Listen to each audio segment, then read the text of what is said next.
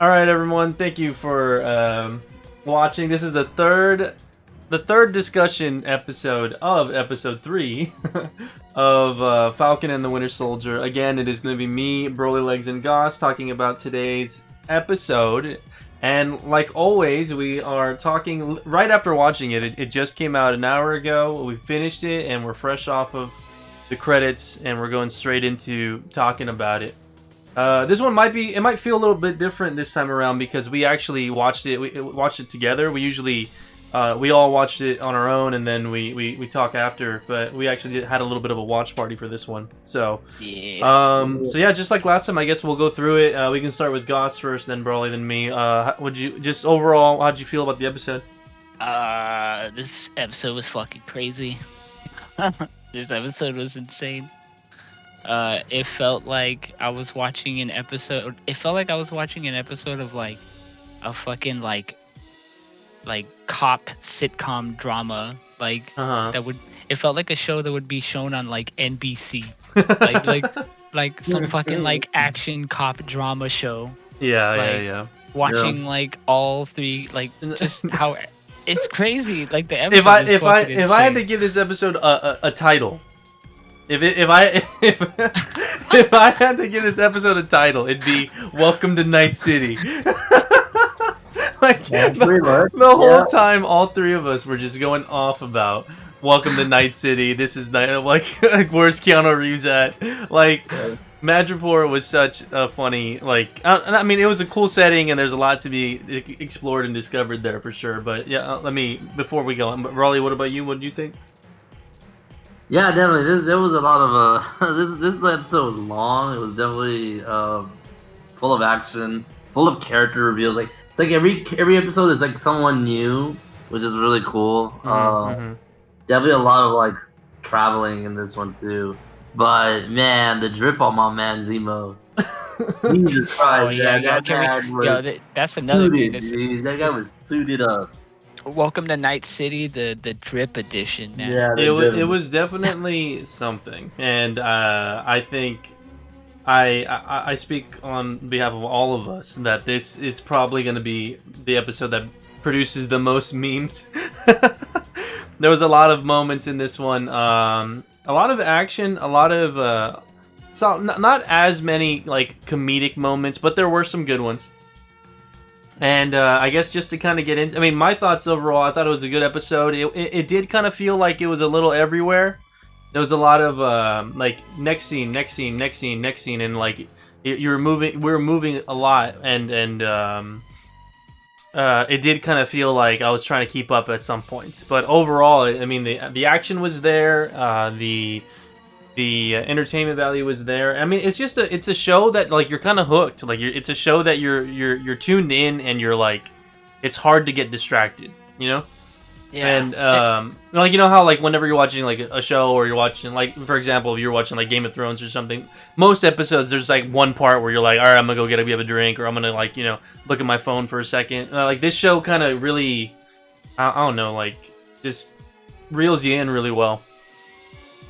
But I guess to open it up, the episode does start with the a kind of like a really well done like commercial. It felt like a real commercial about the GRC, which is the group of people who are helping those who got blipped out to Global Reparation Center.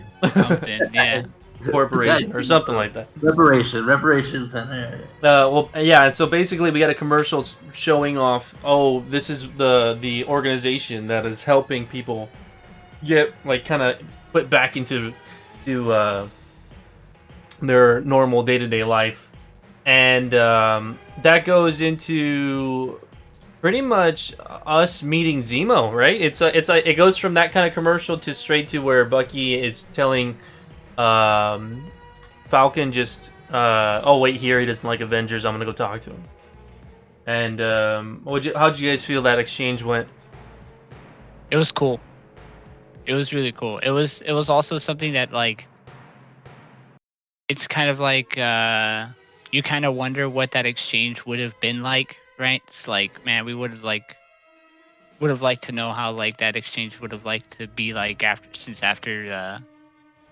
since Zemo has been locked up, I definitely and, think like, them all this opening stuff up. has happened. Yeah. So like it's real cool. Opening up with Zemo saying the words is exactly what I wanted. That's what Yeah. me and Broly had said it before, and it was just perfect that he starts with the words of to awaken the Winter Soldier, and Bucky's like, like I ain't like that anymore, and But he even said, he was like, I know you're not. yeah, He's like, yeah. I just wanted to see how the old you, or like how the new you would react to the old words. Yeah. And what he he right after that he says, "Oh, but there's still something in there." And he's like he's looking right at him and he's like, "There's something there." And that's just it's small things like that, because while Bucky handles himself well, with jokes and like kind of, quips here and there, there is a lot of self-doubt, there is a lot of like hesitation, and I feel like small things like that really kind of pack a punch for him personally.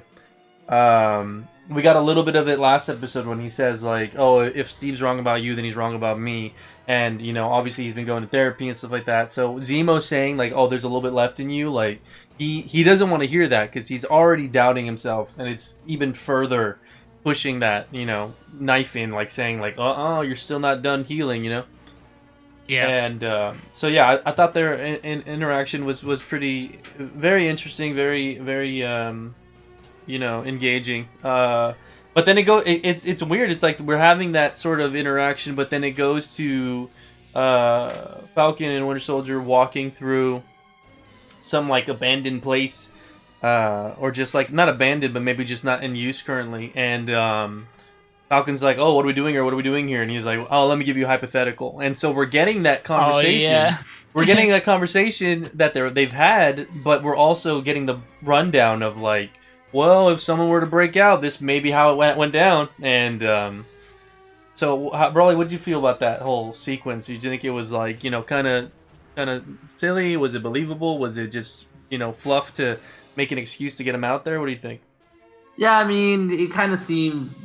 I mean, he got the code from obviously from Bucky, and was able to get out. I mean, it was kind of fluff, but I mean, I think that's what we all wanted. We don't want to spend time on this whole prison break thing. I mean, like, I don't know. It's kind of like a joke nowadays. It's like, oh, you haven't been president, okay? Like, who cares? Like, just somebody will get you out. Somebody's gonna break them out, and it's kind of annoying because like I wanna believe like, oh yeah, they're in prison, they gotta stay there, and it's like it's just a simple trick of sliding a note, a simple trick of pressing some buttons, and then voila, I'm out. Yeah. But I mean, I'm glad it's just kind of like, okay, we all get it.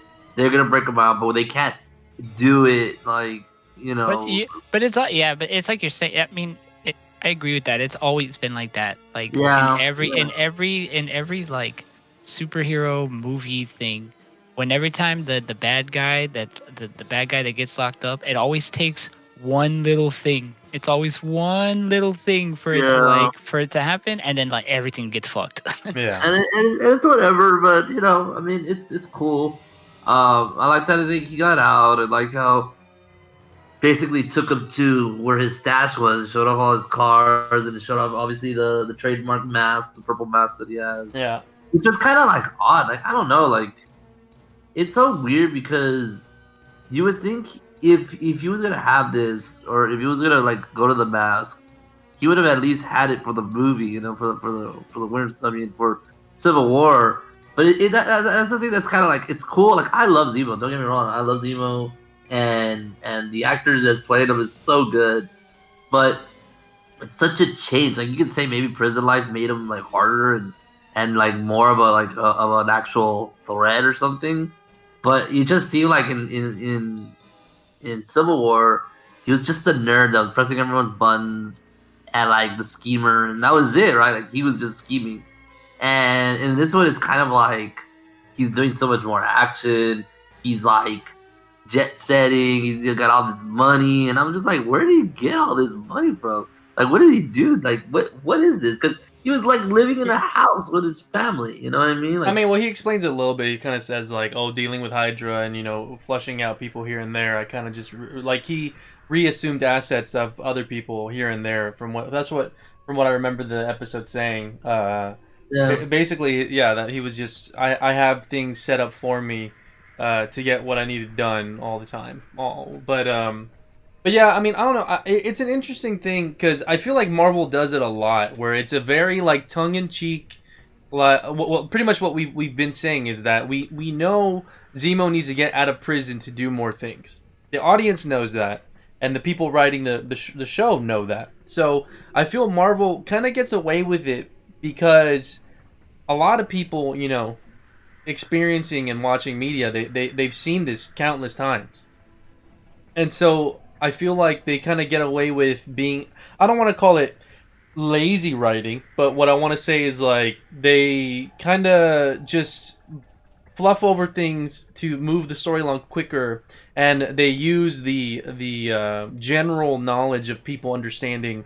Oh yeah, this has to happen. So this is what we presented. Like let's get over that point. That's not what matters, and it is an interesting thing to think about because I'm sure that could have been handled even better, and we could have had a more dynamic way of getting Zemo out, but instead we got this kind of uh, planted. Of course he's gonna get out. So here's how he did it. And while it doesn't bother me completely, I just think it's something to note that Marvel does kind of get away with that very very often. I feel. Yep. But besides that, I think yeah, the interaction was very very compelling, and Zemo shows up like you said. The car shows off the cars. We kind of get the idea of what's going on, and the whole time, I will say there is this like feeling that the show gives the viewer, at least me personally, where it's just a lingering doubt. Like everything, I was so attentive to everything Zemo was doing. I was like, oh, why is he standing behind Bucky there? Is he gonna do something here? Is he gonna do something there? And I was very surprised that he really kind of just played along and was more of a very very helpful rather than like backhanded sort of. I'm here for my own reasons, and I'm gonna make it difficult while I'm here. It was a lot more leaning towards like, I'm sure he has his own motives, but he, for the most part, he was very very helpful and didn't really cause much of an issue. Yeah. But I mean, regarding what you said with about his performance and what he did in Civil War to now, I mean, granted, Civil War had a huge roster of superheroes, and Zemo really wasn't gonna be the guy to go toe to toe against any of them. But dealing with these random grunts, random bodyguards that we see in this show, in this episode, I can believe he at least has some sort of like um, I guess finesse to him with getting out of like sticky situations. So especially with all of his history with Hydra and stuff. So I mean, okay, so moving past the interaction with Bucky and Zemo, and then them meeting up and all that. The next scene that we see is them arriving to a plane, and it's just a money shot. It's just a money shot of Zemo in his fucking drip jacket, looking like Chris Redfield in Resident Evil 8. Like he's got this like trench coat, and he's just walking. He's got his butler looking like Bruce Wayne, Tony Stark looking ass. And I just thought it was funny because from that moment on, like getting on the plane and all this other stuff, we go straight into them talking about Madripoor, and that's the city of choice where. You mean Night City, dude? Yeah, and that's what I put. That's what I put in my notes. I just put Night City. Literally. And so we find out that the plan is Zemo is telling Bucky he needs to play along and go back into the shoes of someone he supposedly thinks is gone, and that being the Winter Soldier. So it was cool to see Bucky kind of back in that element. I mean, it's still we know that he's not, but it's still very I don't know. It was really cool to see how you could kind of look beyond the eyes and see the internal struggle with, okay, I'm playing this part, but I'm really scared. I don't want to fall back into this shit. And you can see it in Sam, too. So how'd you guys feel about that whole sequence of them at the bar ordering the drink and then Zemo giving Winter Soldier orders? Well, I mean, like the thing that's Yo, crazy. real quick, I wanna pinpoint the scene where fucking Sam had to drink the fucking nasty shot Yeah, from the. from the snake. I don't know what the fuck they pulled from that snake, but like, he made that face like he almost broke character. He like didn't want to drink it at first. Yeah. He was like, oh shit. Yeah. I love the subtle, the very subtle, like Zemo's like cheers, and then Smiling Tiger drinks it, and then the very subtle nod from Bucky. He's like, all right, he's like, you got it, and it's just so funny because it's just like a small, just I guess just little hint or a gesture at us knowing that they're undercover. It's pretty funny. Yeah. Yeah. That whole scene was pretty cool. Yeah. The scene from start to finish actually was pretty interesting. I've got some things to say about the entirety of that whole part in Madripoor, but for the most, what else do y'all have anything to say about it? I just saw like we have to understand that going from the first episode of what Bucky was, 'cause it was very like centralized on Bucky, Mm-hmm. on his like path, on his therapy, on his, what he's trying to do, his amends and everything on that. And like we all know, it's a part he has to play. It's the same thing like Sam had to take the shot, had to play the smiling tiger person.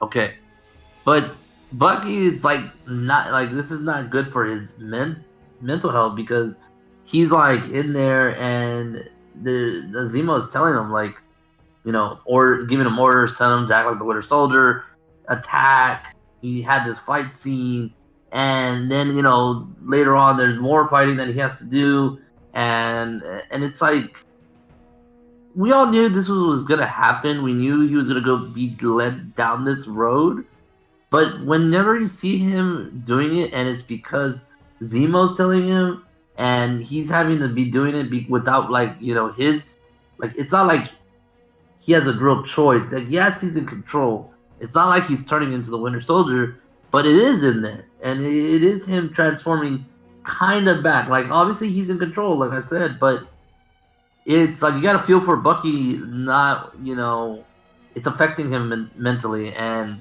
like he's trying to get on this right path, but that has to take a back seat to find the others. So it kind of sucks for him.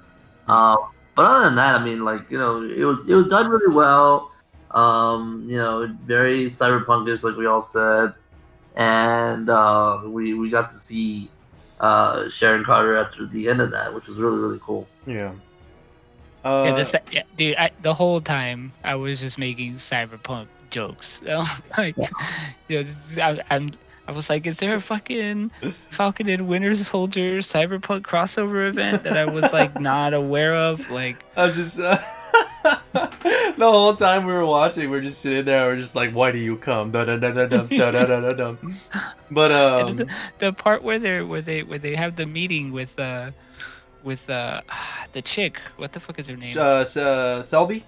Yeah, and the gun goes off, and we're like, oh, dude, that was fucking Keanu Reeves in the wings. Johnny dude. Silverhand just out of nowhere. He's like, what was the name of the what's the name of the company he hates? Arsaka. He's like, damn you, Arsaka. But what I will say about the scene is, while it kind of shows how deep things go in Madripoor, and it shows how there's a system and that there's I'm glad Selby was a piece to the puzzle for sure, and it kind of comes off like she's a little bit more than that in this episode. But Zemo says Power Broker is the king to it all, that sort of thing. But I don't know. I feel like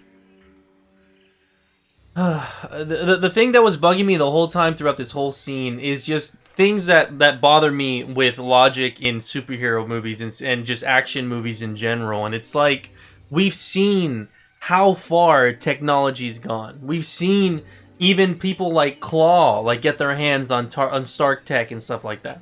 And so it's just like, with all of that being said and all of that being known, and especially with the blip and them being able to kind of ride the wave of the chaos, and I'm sure all the bad people in the world were able to go further with their advances in their way of living.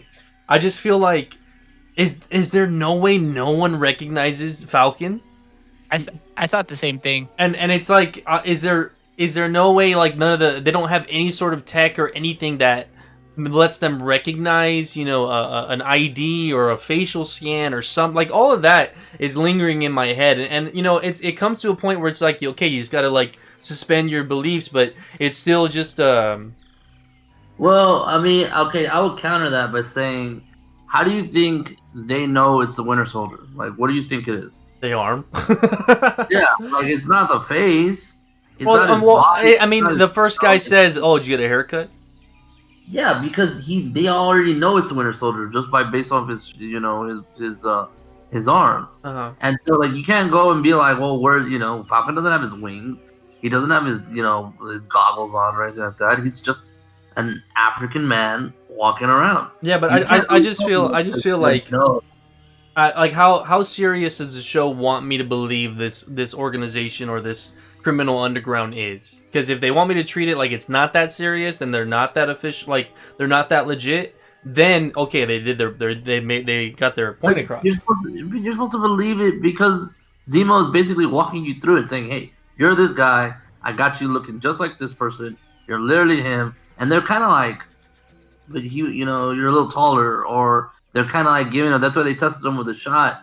It's like they don't really know, but you're supposed to believe that because this is the whole thing about disguises. He can't disguise Bucky because of the arm. And so he can only disguise this guy, and so he has someone that do it. Yeah, like it's kind of dumb. It's kind of like a quick, like a quick fix to the problem. But that's how they address it. It's not that they don't. No, I'm not saying that. I'm just saying like it could have. It's just something that bothers me as a viewer because that's something that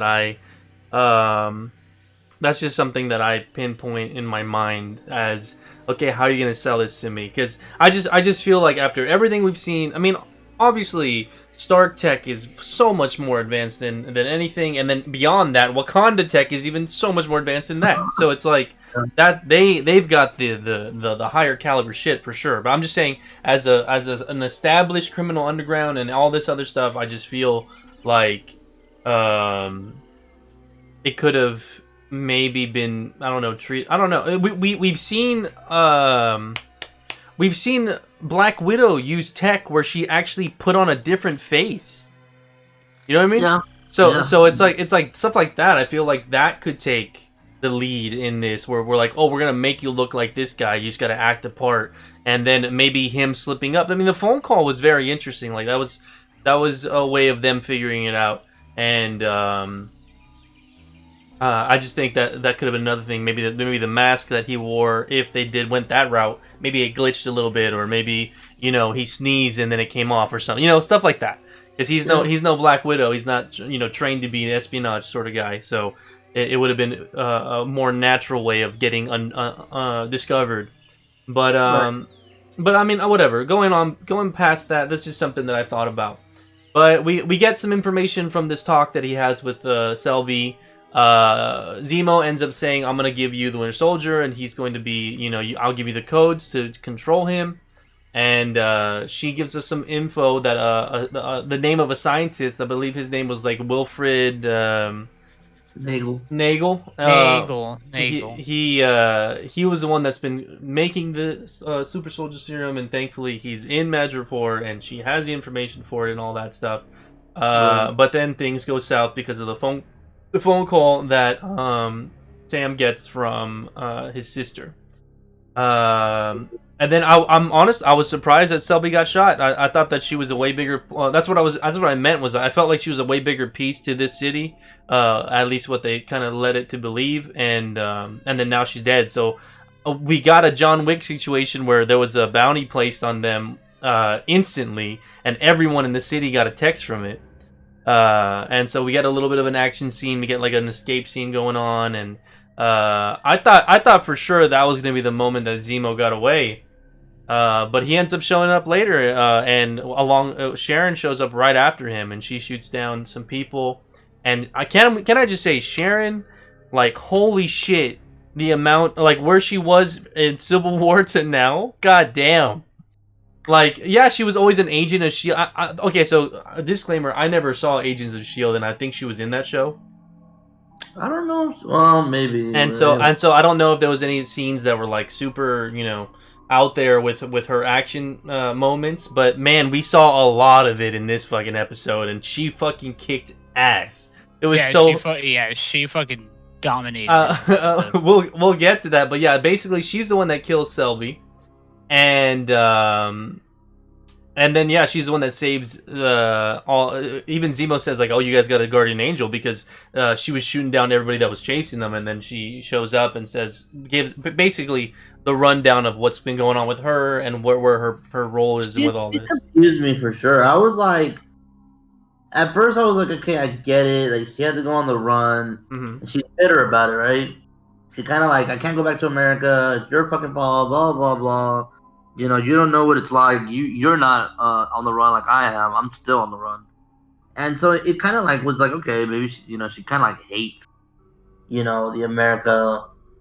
I think she's just burnt, man. She's just burnt. She got burnt too hard, and she's just super bitter. Yeah, I mean, like what I was trying to say was like, I just don't know. I don't know. It was just very interesting. Like she kind of came off and played off like she was really despising a lot of things, but at the same time she was like,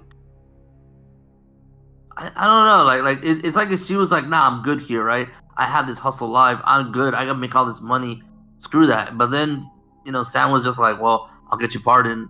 She was just kind of like, I don't believe you, but then she went with it, and I don't know, was it like was she just here for this one episode?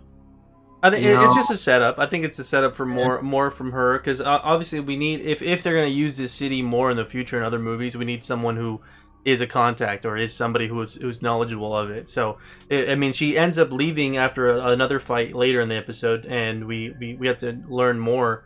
I'm sure in the future about what all that's about. But I mean, I don't know. I think she was handled really well.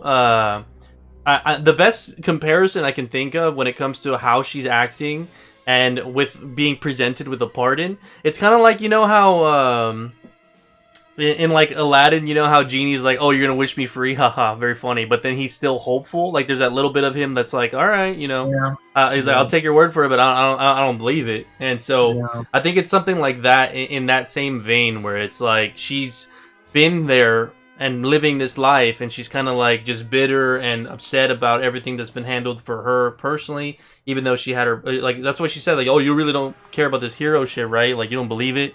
Because, I mean, she met Captain America. She met the guy who was literally the symbol of being a hero. Like, that guy was the epitome of being, like, a good person hero guy.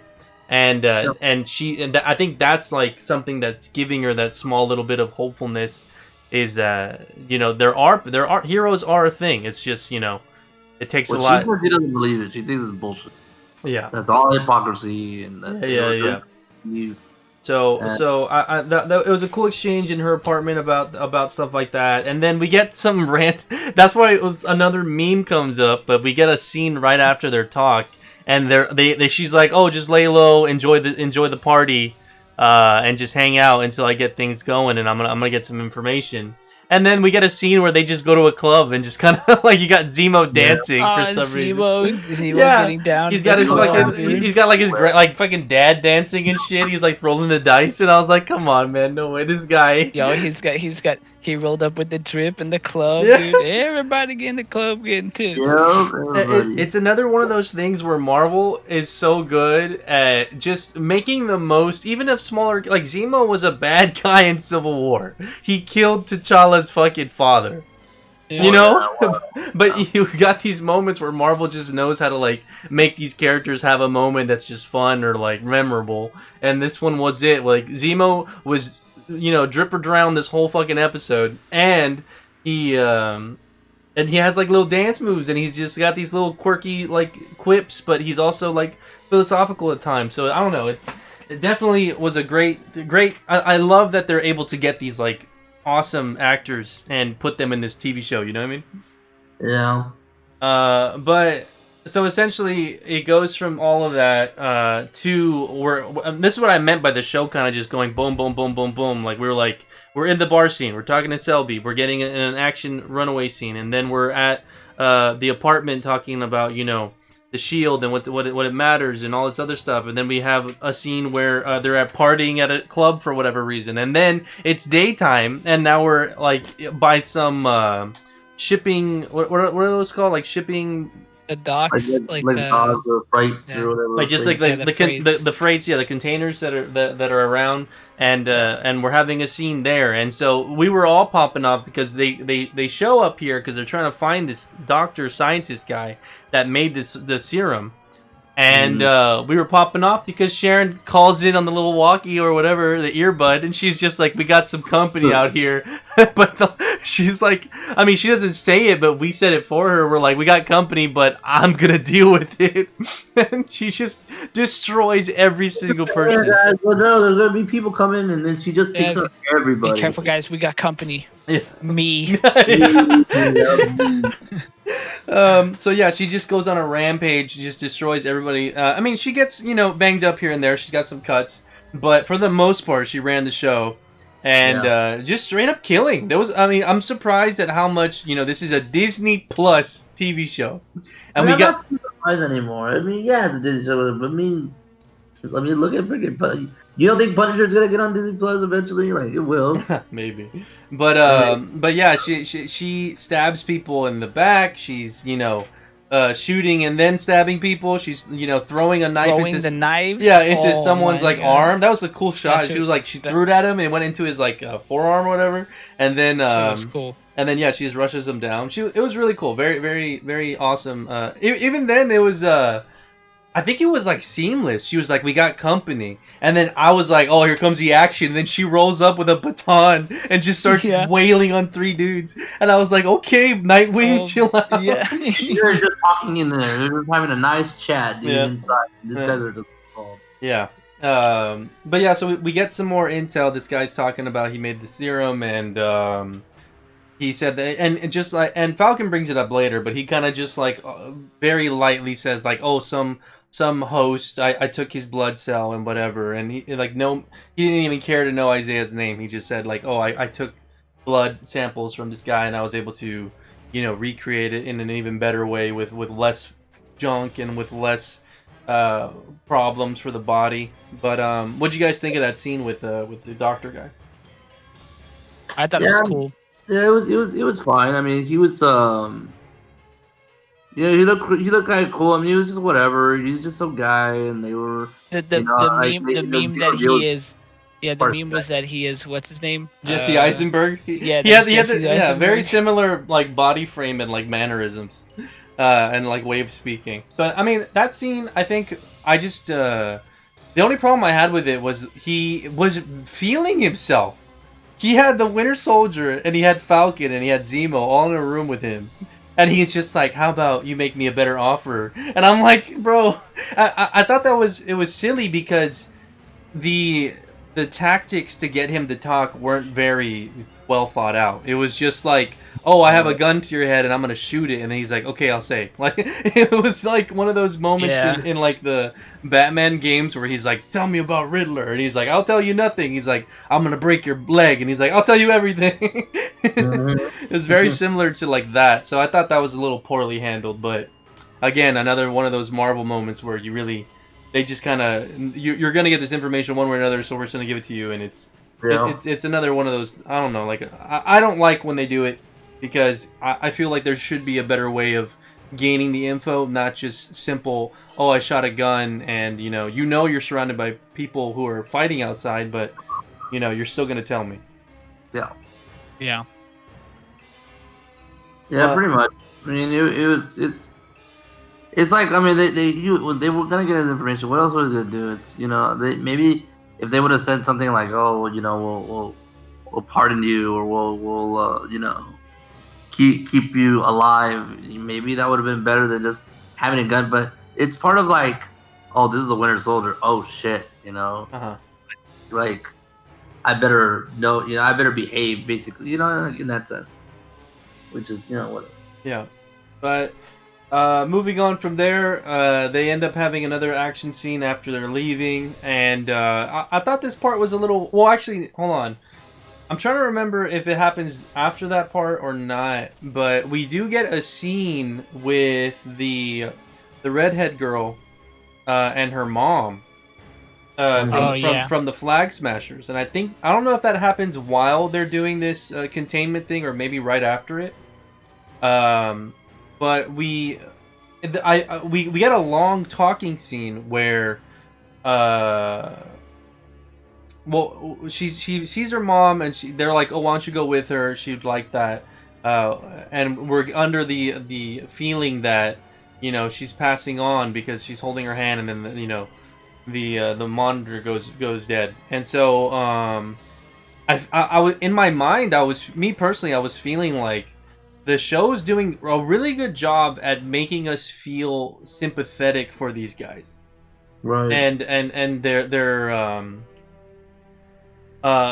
got like a cause that makes them feel like they're not doing bad, like they're trying to get these supplies to people who are sick to help them not be sick anymore, and it's really interesting that they're playing that angle of like we're doing bad things but for a good reason, and that's something that the Avengers have done so many times, and we're doing it now. They breaking out Zemo, but because they want to stop these people from making more super soldiers. But then after that long talk where he's like, oh, maybe you could be a teacher, we get a scene where they beat up these guards and they say, we're fighting for our life. Would you think you had these supplies in here for 6 months doing nothing? Or 6 weeks, I don't remember. And then she burns them alive. She blows up the building. Yeah, blows up the building. No, yeah.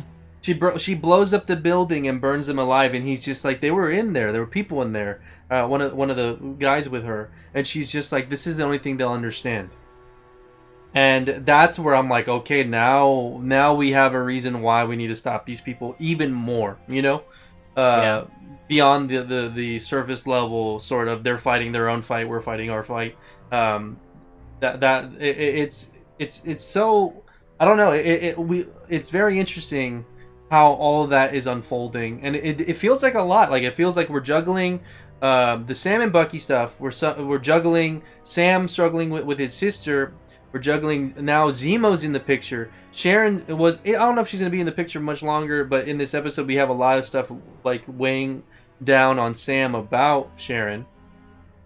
And then we have the Flag Smashers, and then we have the new Cap and Battlestar. They're also in the mix, and we're worried about that. There's so much happening, and it feels. Go ahead. I do want to talk about them. Because I think a lot of people were kind of speculating that this guy was gonna go rogue and go evil, and he was gonna have this dark side of him. And we forgot to mention, like, he comes out in the beginning of the episode interrogating the people that were housing these guys, and it's like no mention. Like he spits in their face, or that guy spits in his face. Oh, we talking about that shit was crazy. And you're just like thinking, oh, this guy's gonna go. He's gonna die. This guy's gonna lose it. He's gonna snap. And he doesn't. He just kind of like. Well, he snaps, but he like has restraint.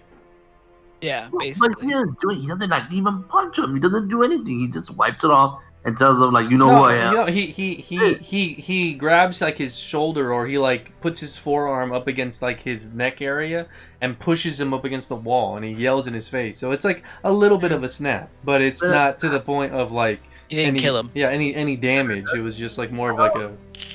I don't think he did, because he always had the shield in his hand, and then the other one was to wipe his face. So I don't think he was holding him. No, I think he pushed him back after he did the spit, and then he like reels it in. He kind of like stops himself. But I don't know. I'm still on the boat that is a festering and slow burning fire that's gonna. Like, burn everything down. Like, I feel like it's slowly. I think it will too, but I think it's not like, how you get a replacement for something, like, how like the trope is where sometimes they'll find a replacement, but the replacement's all like dumb, or like he has a bad side to him, or like there's something wrong with him, you know. In this one, it's just like I don't know, dude. Like I don't like I feel like people don't like him just because he's trying to be Captain America, but like I haven't seen anything that I'm like, man, this guy's an asshole, or like, man, like fuck this guy. Like I haven't seen anything like that at all. Well, they kind of. It was in. I think it was in the last episode, or it might have been the second. But,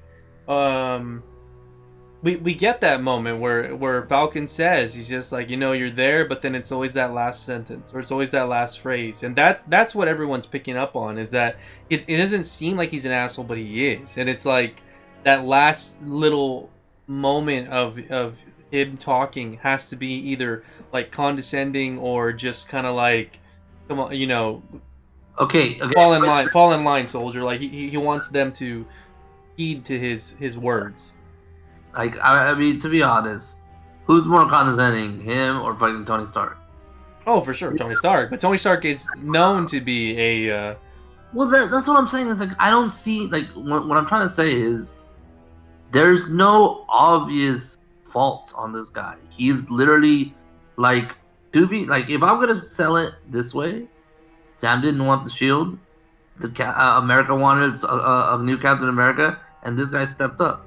That's it. They chose him. I'm telling you, the best example, the best comparison that you can get is Dimitri from Three Houses. There's no faults to him, but there are small slivers of like a lingering evil in him, and that's what this show's trying to do. It's like, yeah, you can say that 90% of the time he's doing his job, he's trying to be the best Cap he can be, but that 10% could totally overpower the old 90 in one small snap. And we're just waiting for that snap. So that's what I mean. I agree with you in the sense that he's trying and he's filling the role better than what most people probably could. But we know from the comics, and then we also know from the small little seeds that the show's planting, that he there's something more to him. There's like an anger. There's like a something about him that's unsettling. And it doesn't matter how much of the show he's not being an asshole. We know he's there's something there, and I think that's something that, like, it's really hard to dispute against. Well, I mean, I'm not saying that. I just think we're already halfway through the season, whether we like it or not. To me, the worst thing he's done is what, like, stay the hell out of my way. That's literally the worst thing he's done. He hasn't done anything bad. He broke them out of jail. He got Bucky out of jail. He's trying to get them to help him. He went and helped them when they were fighting the Flag Smashers.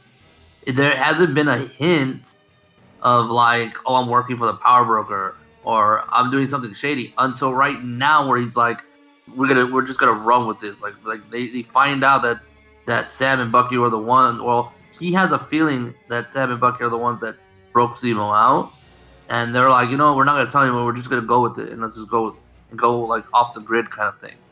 This is the only hint of him being bad. And we know he will be, but like it was easy for him to just like, hey, snap at this guy, or hey, when Battlestar was like giving him kind of lip about the whole like, oh, you need evidence, you can't do all this stuff. He could have just yelled at him and said, hey, I'm Captain America. Like, he's not doing that. So it's I'm very intrigued by that, because it's so easy to just be like, oh, we know this guy's gonna turn evil, we know this guy's gonna be an asshole, we know, but he's not trying to be, and they're masking that so well. Yeah. So I mean, if you're applauding them for like handling it in a more like interesting way, then yeah, for sure. But I don't know. I think it's like, obviously, okay, we all want to Steve Rogers come back. We all love it. We all get it. It's like if somebody, but like there's different ways, right? Like Spider-Man was supposed to be kind of trying to play Iron Man in Far From Home, but he wasn't like telling people, oh, I'm this person, right? Like, oh, I'm Iron Man. Like he was just kind of like mourning. And so in this one, but like, like just America chose it. be more mad at America choosing him or the government choosing him than the guy himself, right? Like like I get it, but at the same time, like maybe we should be angry more at the people that chose him and not the person that he is, Mhm. because I guess what I'm trying to get at the end is if he's gonna snap, it's because he has a valid reason to do it versus like somebody wronged him, like or versus him having a dark side, Yeah. you know. What do you think, Gus? I don't know. It's just it seems very like I don't know. It on one hand it seems like they want to push this character. They want to push John Walker to be like this character that's gonna like break bad. But on the other hand, it also seems like he doesn't want to. So I don't know. Yeah. I guess. I mean, It's just, yeah. I it's guess. very toss up for me because like there's moments where you see him like say a certain line or like do a certain thing, and like even just like you can take because you can even talk about like the idiosyncrasies of like the tone in his voice and the way that he like changes his Like like he expression and how yeah he he has like a changes his lingering expression stare sometimes. Yeah. exactly, like so you can look at those like details and see small things like and that give you hints that like this dude is not all there, Yeah. but it's also you can also tell at the same time that this dude is trying to he's actually trying his best to be Captain America, Yeah. at least in his head. You Yeah, know what I mean? and that's just like I mean, like applause to the fucking actor because I feel like he's playing this role perfectly. Like Yeah, it reminds me a lot of like a like a Joffrey from Game of yeah, yeah, Thrones, yeah, yeah. like a character that like he plays the villain role, like everybody everybody hates this guy, right? Like however you want to like spin the wheel, like he's not he's some dude who's trying to be Captain America and he's not Captain America, and like there is some sort of like what's the word I'm looking for, like he just leaves a bad taste in your mouth, but like he does it so well where it's like even if you didn't want that bad taste, like you're still gonna get it anyway just because of how good he is as like Yeah. an actor. Yeah, I think I feel like he really handles himself well with the scenes he's given and how he present like yeah, just those small little details of the way he like a lingering stare or how he delivers like a very menacing line or something like that. There's not many parts of the show where he's that much of an asshole, but the little times that we do get it, it's like you know there's something else Yeah, there beyond it. it's because they know we're waiting for it to happen. So they know we're paying attention to like, yo, this dude slips up like even once, like we're gonna chew this dude out. Like it's over for this guy. So like they know we're waiting for it. So like Yeah. they're instead of doing big things that would make you think ill about this guy, they do small little things, like just little tiny details of like where like you can kind of notice it, but it's not obvious. It's very, very, very low key, and it's like I said, there's also this like added layer of him like where it seems he has like this internal struggle of like I have all of this power and like but he's also not like he's just not Steve. Like Yeah. he doesn't have the same heart of like the quote unquote like heart of gold type that Steve had. And You know what I he mean? doesn't have like 4 movies of backstory and heartfelt Like moments and selfless acts. yeah, So, yeah, yeah. Yeah. but I mean, I guess yeah, the that's pretty much where the episode ends off. It ends off on them splitting ways with Sharon. We're going back to the States with Zemo, Falcon, and I do there is one scene that I don't think we touched up on that I do want to talk about a little bit is the scene where Zemo grabs Bucky's book and starts reading off of oh yeah, yeah, yeah. what's in it, and he almost dies. Yeah, Like, yeah. let's be honest. Like, Like Bucky instantly gets up, gets that arm over him, and he's just like, "Touch it again, you're dead." That's yeah. it. And yeah, But yeah, Zemo like got away that with a lot of shit. Like Zemo got away that's with what a I was lot of saying. shit. That scene specifically, because even immediately after that, he just Zemo just starts popping off on them. He's like, yeah, whatever, like, you did this and that and this and that, and like he just starts going off about like all the fucking tragedies that happened, and like telling him like, the difference. Like, he was making a comparison between people, between Red Skull and Captain America, Mm-hmm. and he was saying that, like, like, really, like, you look at it one way, but like, what's the difference between the two? Yeah, and yeah, even Falcon's just like Zemo. You watch it. Like he Yeah. because he starts bringing up Steve and stuff like that. He's like, oh, when I met him, there was moments where we see all of his, we celebrate and put him on a pedestal, but we ignore his faults or whatever. And yeah, just very compelling stuff from Zemo. Zemo did a great job. He's a great actor, and he plays the villain role well. It's one of those moments where it's like, name if you were like a Marvel fan, at the theater, and I went to go interview, and I'm like, oh, what's your favorite villain from the Marvel series? Like, people are gonna say, Thanos. They're gonna say like Doctor Doom or something like that. But it's cool to see actors take these smaller villain roles and like kind of, bring them up and make them their own. And so I feel like the actor took Zemo and made him a very, even though he's kind of like a meek and more, I guess just not very intimidating person. He still finds his way to have his like stage presence, and he makes himself like very well, known when he's having his moment in the show. So, I mean, I just think like the great casting with him in Civil War, and it's just great to see him back in this. And it's just great. It's just so cool how everything ties together so well, Yeah. Yeah, no, I liked it a lot, and I really and I know you were making a point that like there was so much that happened in this episode, Mm-hmm. but I actually enjoyed that. I think it wasn't too. I mean, it was a lot, but like it wasn't.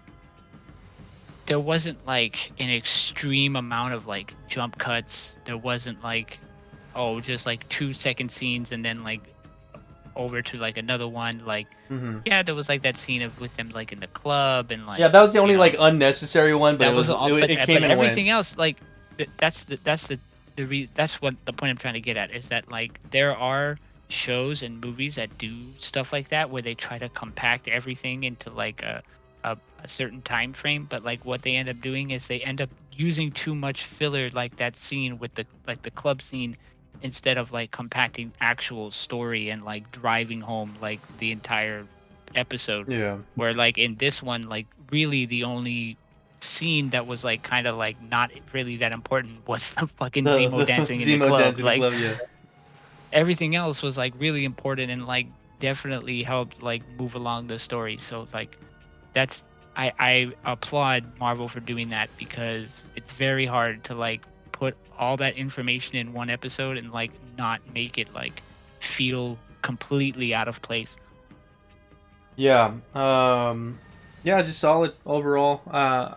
Like small things here and there that bothered me, but wasn't enough to take me out of it. But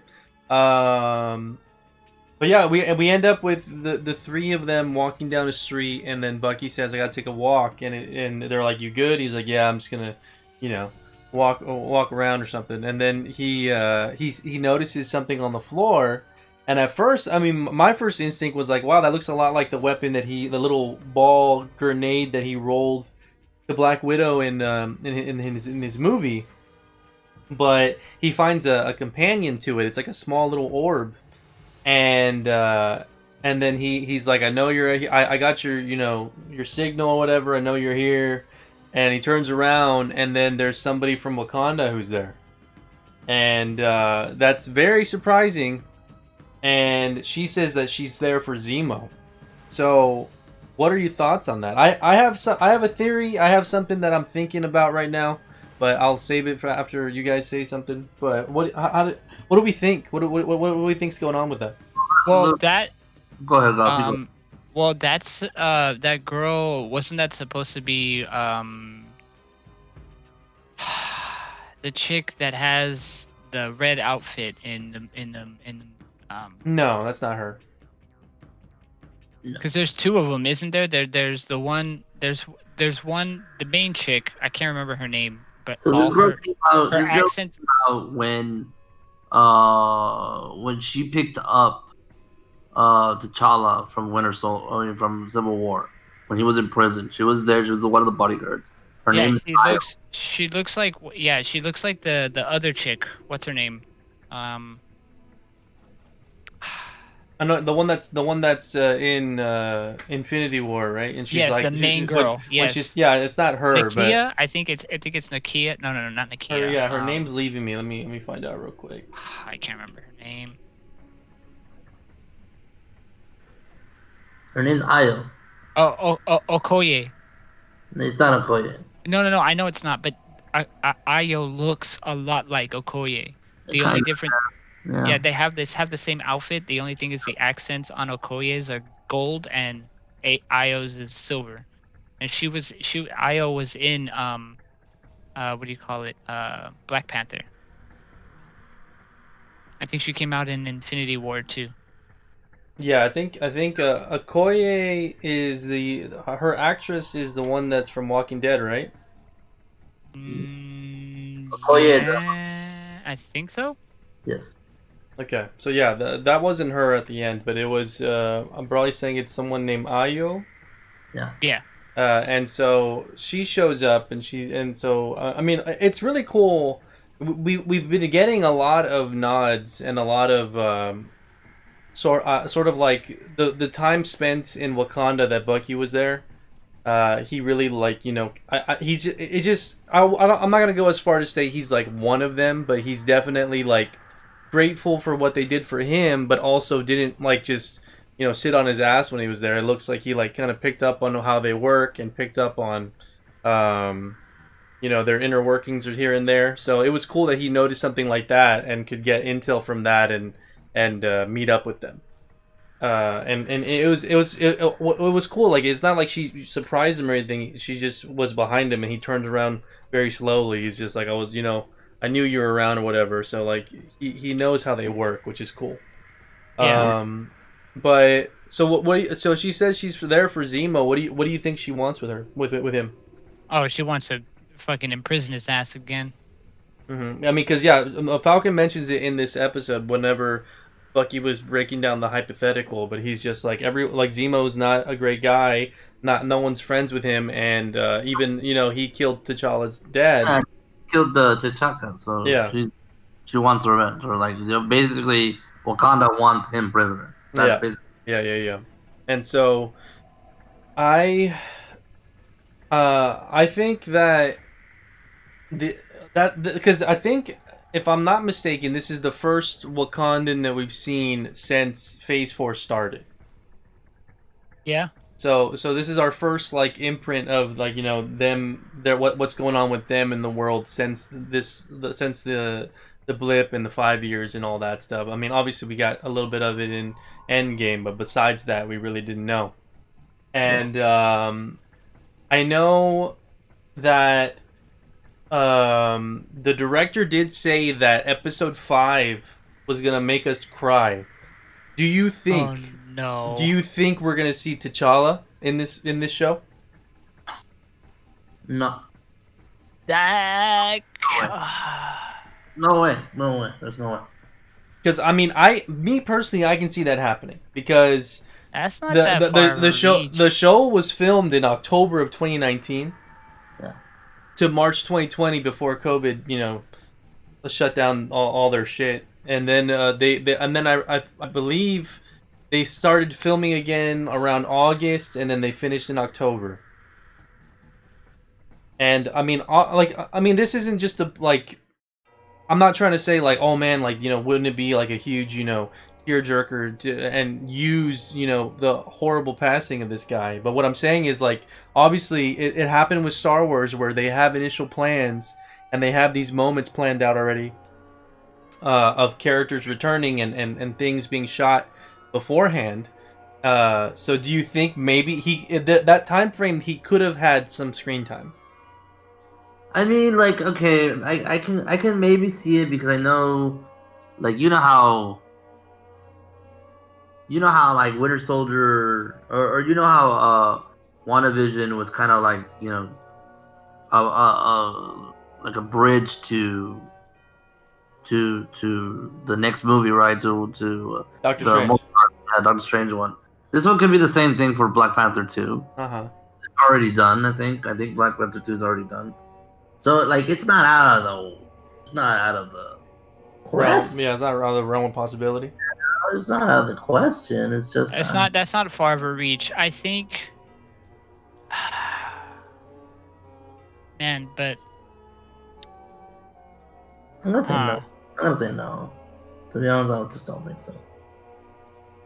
It's one of those things where like again like I want huh. Shuri's gonna come out. If anything, it's gonna be Shuri. It's not gonna be. It's not gonna be T'Challa.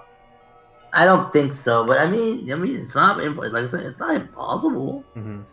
And I just feel like it needs to be handled with care because I know how like I think the post of his death is the most liked tweet right now, yeah, and it's just such a sad and like just I still can't believe it, man. Like this guy who was performing on like and who seemed like on the top of his game, and in Black Panther he was so just agile and so compelling as an actor, and his role in this movie. It's just right. crazy, and there was already like people getting so upset at all the stupid fans that were going out there and saying like, "Oh, who's gonna replace him? And what about Black Panther 2 and all that?" Like all that stupid shit. So it's like it's something that it's very like I don't want to say taboo, but it's something that's like I want them to handle it nicely, and if it were to happen, and I also just if it doesn't need to happen, I don't want it to be forced, but I just hope there's some sort of it has to happen. There has to be some sort of recognition to the character because he's such a huge part of the Marvel universe. And Yeah, well, they said they weren't gonna recast him. They yeah, said they were not gonna do it. That Shuri would probably be the one to take up the Well, mantle. yeah. So I thought that Black Panther 2 was already confirmed. yeah, I think it's coming out So next year. so then that's definitely gonna be the movie that they give him like Yeah, the send off or whatever. the big send off. I don't know if Yeah. he did anything with them. Cause Yet. cause the thing is they wouldn't give him if okay, so if they do anything with him in this show, it's gonna be like a brief, like very Like very a brief hologram moment. message or something. Yes, something like that. Like it's or they're gonna show like a scene of something that happened, like they're gonna revisit a scene from like Endgame or like uh Something. Infinity War or some shit. Like they're just gonna it's gonna be something very small and minute. It's not gonna be anything new, and it definitely won't be anything to talk about his like death, right? Because obviously they're gonna have him die in the MCU because that there's no other way for him to like transfer powers because there's already rumors that the what's his name, the chick is gonna be like the new Black Panther or whatever the Yeah, fuck. So Shuri. yeah. Yeah. So, I mean, yeah, that's just something that I was thinking about with that last reveal because having, Phase 4 already started and having that IO person be revealed, it's something I was thinking about and wondering. And, it could happen. If it happens, I hope they do it right. And if it doesn't happen, then, we'll get to that bridge. Or we'll cross that bridge when it shows up or whatever. But When we get there. when we get there. But that's pretty much it. I mean, that was the episode. Was there anything else you guys wanted to bring up before we wrap it up? Um, not really. I mean, it was just a really good episode. Yeah, it was just really, really strong episode. A lot of character development. A lot of people that showed up. I really like what they did with Sharon Carter. I think, yeah, like I think she had even said like in the past that she was really pissed at how she was portrayed because she was just basically there to kiss Captain America, and now she's got this whole thing where she literally just kick fucking ass. So I do like that. I do enjoy that. It's pretty cool. Yeah. Hopefully, you know, that it's not the end for her, but definitely enjoying the Bucky and Sam's, scenes and stuff. So just all in all, really excited to see. Hopefully, it comes out really well. Okay. And Goss, anything else from you? Nah, I mean, other than it being just a really strong episode. Cool. Yeah, it was a really, really, really good episode. Again, like the episode, it was done in a way where it didn't, to me, it didn't feel like a Marvel. Like it didn't feel like a Marvel. Like it didn't feel like the episode was something that Marvel made.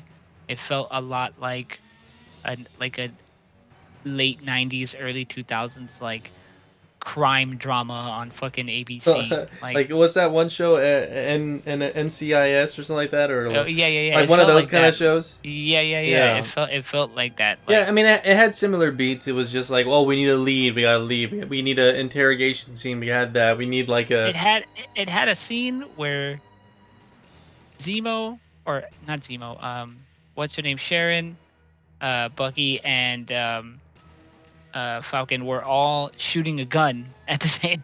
They were all like holstered up, or like behind like the crates, and they were like shooting handguns at people. Like they were all firing off. I was like, what is happening? Mhm.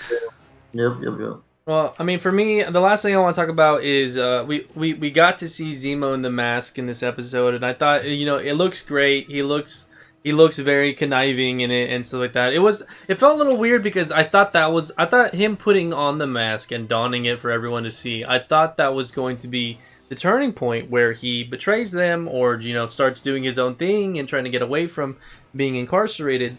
But it turned out to be like, I'm on top of this thing, I'm gonna put the mask on and shoot an exploding pipe, and then I'm gonna jump down, take out two guys, and then I'm gonna show up again in the car. So it was just a little weird. It was like, yeah, it was cool when it happened, but then after the fact, whenever he shows up, and then they're like, you better not pull that again.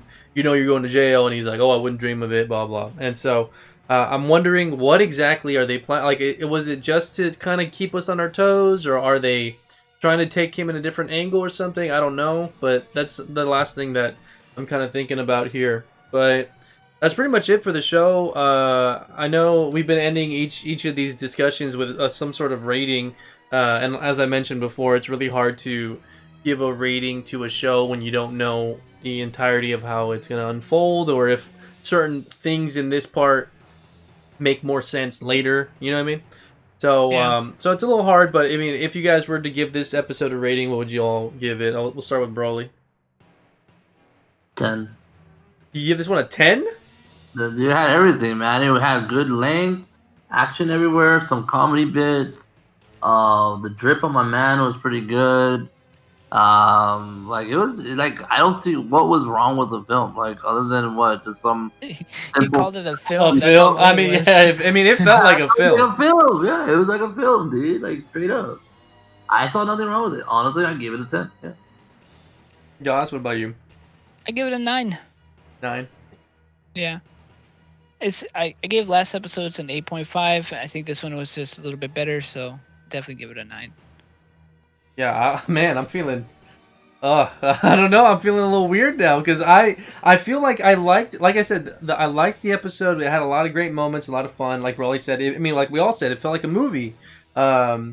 With the length of it and just like the quality of it and all that stuff. But I also felt like there was a lot of things that were poorly managed, or that came off kind of, underhanded with how they got from point A to B. So for me, I kind of just was a little taken back by some of the steps they took to get to where we're at the end of the episode. And so I don't know. I feel like for me, I want to give it like a strong 7.5 to 8. I gave last episodes an 8, so I feel like I want to give this one an 8 too for now, but maybe it'll go down in the future to a 7.5. But I'm going to say 8 because while I enjoy the set pieces and I enjoyed the action, I felt like there was a lot of things that kind of could have been handled better. Okay. But yeah, that's I ain't me. mad at that. Yeah. Not mad at that. Yeah, I'm not mad at it. I mean, it's just I don't think there was anything like logic wise more dumb or dumber than Bucky running in front of a truck and no one doing anything. I think that was like the worst part of this episode, of like the series. Well, I mean, Like, my reasoning for that part was the fact that they probably knew that they were being tailed because she knowingly put herself in the cargo to play the role. So the guy behind him probably didn't do anything, knowing that she was going to handle it. That's the way I saw it. And initially, I was like, wait, why aren't they stopping? Like they saw him jump into that truck, but yeah, maybe he didn't stop because he knows their boss is in there. You know what I mean?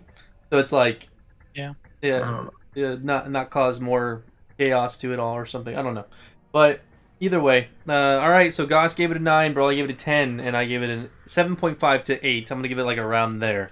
I'm not too certain yet, but maybe upon reviewing it and stuff, I can give it a better rating or a more accurate one. But Yeah, but all right, guys. That's it for us for this discussion. Again, you guys can catch us pretty much every single time the show comes out. For us, we live in the Central Time Zone, so it airs at 2 a.m. Central Time for us, and then we start our discussion about maybe 10 minutes after the episode finishes.